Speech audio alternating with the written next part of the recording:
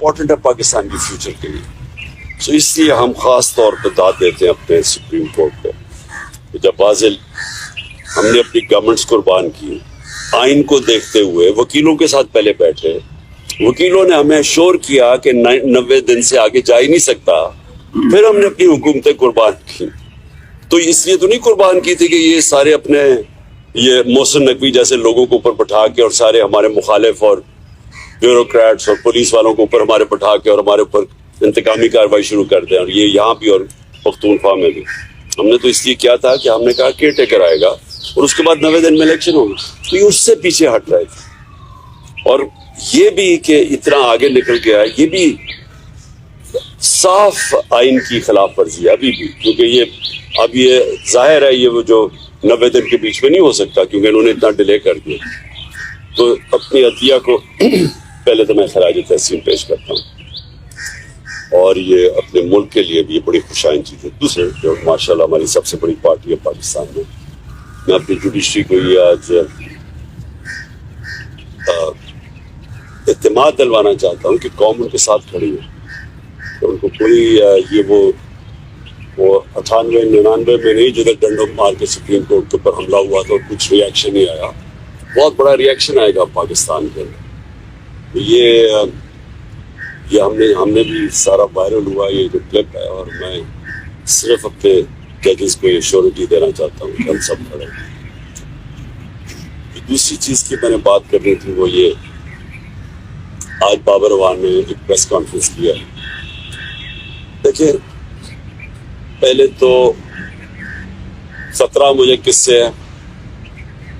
میں نے جن 3 لوگوں کے نام لیے تھے میرے اوپر جب واردات ہوئی, تو میں نے ان تینوں کے نام لیے, تو ہر چیز جو اس کے بعد ہوئی میرے اٹیمپٹ کے بعد, وہ مجھے کنفرم کرتی ہے کہ وہ تینوں ملوث تھے اس میں.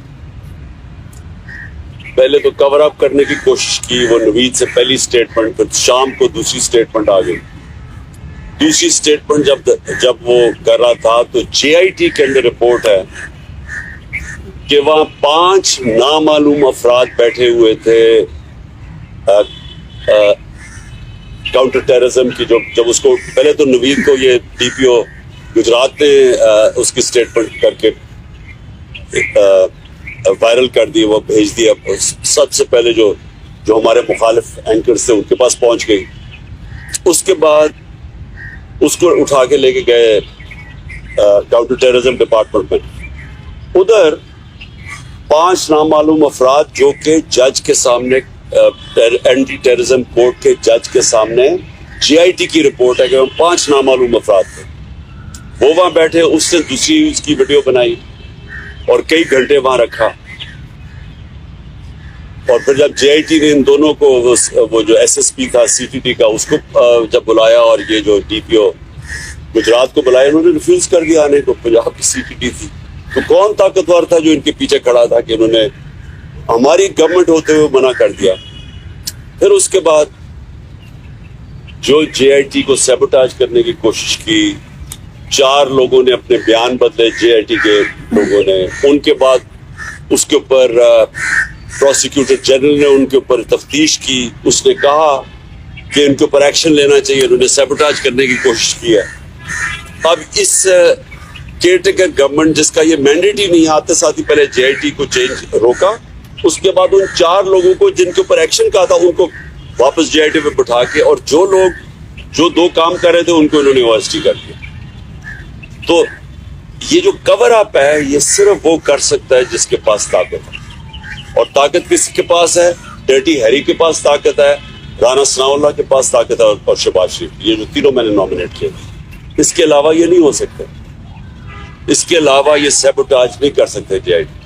اب بات یہ ہے کہ یہ 3 ان کو سب سے زیادہ خوف کیا کہ عمران خان اقتدار میں نہ آ جائے, یہ تینوں کو خوف ہے.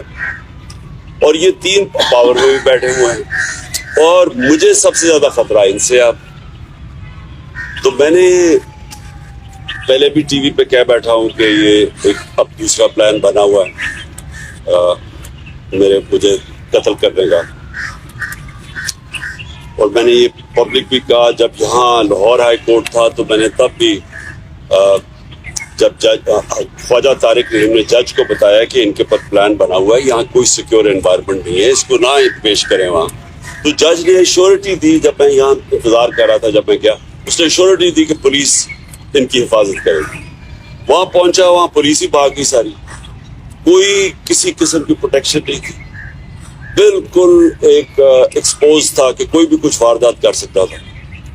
پھر انہوں نے مجھے پنڈی بلایا, یہ اسلام آباد میں 3 اپیرنسز تھی. وہاں آج بابر اعوان نے جو اندر کے کیمراز تھے, جو سی سی ٹی وی کیمراز تھے, وہ بند کیے گئے. جو وہاں سیکیورٹی کے لوگ تھے وہ وہاں سے غائب تھے, کوئی سیکیورٹی نہیں تھی. سی سی ٹی وی کیمراز بند کیے گئے, اور بالکل کسی پروٹیکشن کے بغیر میں تینوں عدالتوں کے اندر ایکسپوز تھا. اب سوال یہ ہے کہ یہ کس کے انٹرسٹ میں ہے کہ مجھے کون آپ پروٹیکٹ کرے گا؟ جنہوں نے پروٹیکٹ کرنا ان سے خطرہ ہے. تو عدالت سے ہم اب کوشش کریں گے, سپریم کورٹ کے چیف جسٹس کو بھی میں اب لکھوں گا اپنے وکیلوں سے, ہائی کورٹ کے بھی چیف جسٹس کو, کہ یہ آپ ہماری باری تو جب نواز شریف فیک بیماری ہوئی تھی اس کو, کیونکہ اب تو پتہ چل گیا نا کہ جنرل بیماری نہیں تھی, تو ہمیں ایک جج صاحب نے, میں پرائم منسٹر تھا, انہوں نے کہا کہ اگر اس کو کچھ ہو گیا تو ہم ذمہ دار ہیں. تو مجھے کچھ ہو گیا تو کون ذمہ دار ہے؟ کیونکہ وہ جنہوں نے کچھ کرنا ہے وہی ان کا کام ہے میری حفاظت کرنا. اور دوسری چیز کہ جو نوید جس نے میرے پر قاتلانہ حملہ کیا تھا, اب اس کو عدالت میں نہیں پیش کیا جاتا, اس کی جیل کے اندر اس سے بات چیت کی جاتی ہے کیونکہ اس کی جان کو خطرہ ہے. تو جس کی جان کے اوپر اٹیمپٹ ہو چکے اور خطرہ ہے, اس کو کیوں وہ یہ گھسیٹ رہے ہیں. اور ان کیسز میں یعنی جو مزاحیہ خیز کیسز ہیں, ایسے کیسز ہیں جن کے اوپر کبھی, یعنی اگر دنیا مذاق اڑائے گی کہ ایک ٹیررزم کا کیس کر دیا وہاں الیکشن کمیشن کے باہر, جبکہ میں وہاں تھا ہی نہیں, میں گھر پہ بیٹھا ہوا تھا, وہ مظاہرہ ہو رہا ہے, میرے اوپر دہشت گردی کا کیس کر دیا. یا دوسرا وہ جو ایک اور, اب سب کو پتا ہے کہ الیکشن کمیشن پوری طرح, اب تو خیر ساری قوم کو پتا چل گیا کتنی جانبدار ہے, یہ تو حکم بھی ساری ان سے لیتی ہے. اس نے کیسز کیا فورن فنڈنگ کا, وہ بھی کوئی کیس نہیں ہے, اب وہ چینج ہو گیا پروہیبٹیو فنڈنگ کا. اور دوسرا یہ ہے یہ توشہ خانہ کا کیس, وہ بھی میں اب سب کے سامنے, کہ جس وقت وہ دونوں کیسز عدالت میں گئی اوور ٹرن ہو جائیں, کیونکہ کیسز ہی نہیں ہیں, تو ان کے اوپر مجھے بلایا جا رہا ہے اور میری جان کو اگست کر رہا ہے. تو اس کے اوپر ہم انشاءاللہ اپنے وکیلوں کے ساتھ بیٹھ کے اپروچ کریں گے سپریم کورٹ.